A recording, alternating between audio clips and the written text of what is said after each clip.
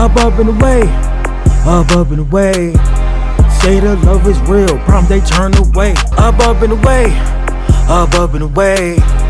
Say the love is real, problem they turn away. Do your vocals cut through the mix? If not, it's likely because they are too murky, boomy. I'm gonna show you in a couple of minutes how to fix this in 3 easy steps using a simple method that not only removes the boominess from your vocals, but also preserves their warm fullness. I used to struggle with home recordings and wondered why vocals sounded off. A lot of people face this, but once I figured out what was causing the problem, everything changed. And today I'm gonna show you exactly how to fix it. Now, first let's understand the concept. Step 1 is asking yourself what causes this muddy boominess in our vocal recordings. Most of us record at home with a simple setup, often without any acoustic treatment. This means we are close to the microphone, so our vocal signal from our mouth hits the mic first, which is great, but because of the lack of acoustic treatment, signal reflections also hit the mic with a slight delay. This reverb/delay can add to our original signal, causing boominess in the overall sound, which kind of sounds like this. I don't want to be a statistic, I'm trying to live in peace.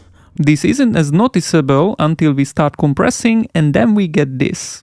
I don't want to be a statistic, I'm trying to live in peace. Now that we know what causes this murky boomy sound, we can tell it's mostly an acoustics issue. But the good news is that we can adjust it during mixing. So you want to ask yourself, how do we identify it in our vocal recording? I'm gonna pull up an EQ, but instead of sweeping with the band, I prefer to use a high pass filter. I slowly cut low frequencies while listening to the vocal in solo. I'm worried, they wired up and away. Up and away. When the boominess disappears, we know that's where it comes from.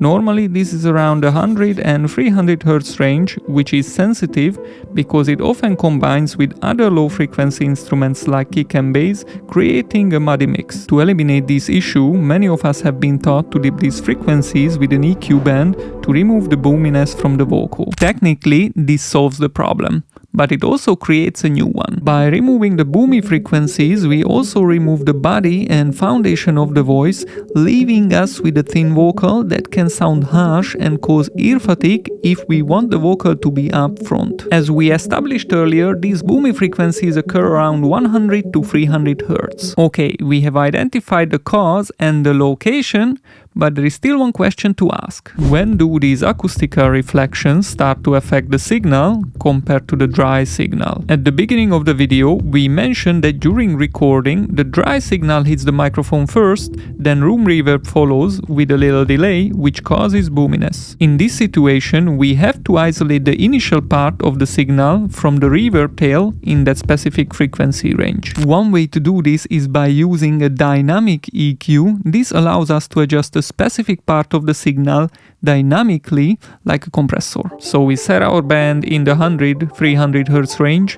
Let's set a moderate threshold with a slower attack, which is key. A slower attack makes the compressor respond a bit slower to the signal, letting the initial transient through but attenuating the sustain. We not the same, she can't understand the pain.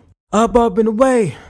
Up and away. While this technique helps reduce some boominess from the vocal, this dynamic EQ targets only certain frequencies depending on where we set its band. However, singers hit different notes, which causes frequencies to shift.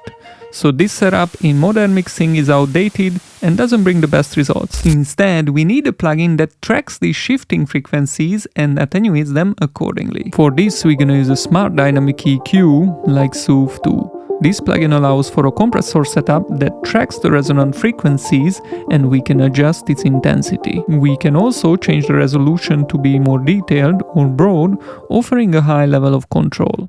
Say the love is real, problem they turn away. Soothe 2 is an awesome plugin, but it's also an expensive plugin. There are some cheaper alternatives like Waves Curse Equator or Auto-Tune Vocal EQ. To take it even further, we're gonna use a special EQ, the Split EQ by Eventide. I'll place it right after Soothe in the chain and we can control some of these frequencies with the tonal band, further removing tonal parts of the signal depending on where we set it in the frequency spectrum. I'm introverted and the day I'm drained. We not the same, she can't understand the pain. Okay, so the tools and techniques we covered are great for vocals that just need a little treatment. But what about a vocal that has even more acoustic boom? In this case, we can use an AI-driven plugin like Clarity D Reverb, which can specifically remove reflections from recordings whether early or late. Similar to previous plugins, we can set up a band and let the plugin find and remove reflections. We can easily control the amount of reflections to remove. The downside is that we have to be careful, because if we go too hard, we can damage the signal. And the day I'm drained. We not the same, she can't understand the pain. Now, combining these techniques and tools removes a large part of the boomy frequencies while keeping the warm low frequencies that make the vocal sound full. However, these low mid vocal frequencies can still clash with the instrumentation, especially with kick and bass, which can undo all our hard work. So to solve this, we have to find a balance between the vocal and the instrumental. To achieve this balance, we need to glue the vocal into the mix. So watch this video next where we dive into how to glue your vocal into the instrumental. Let's finish this mix together.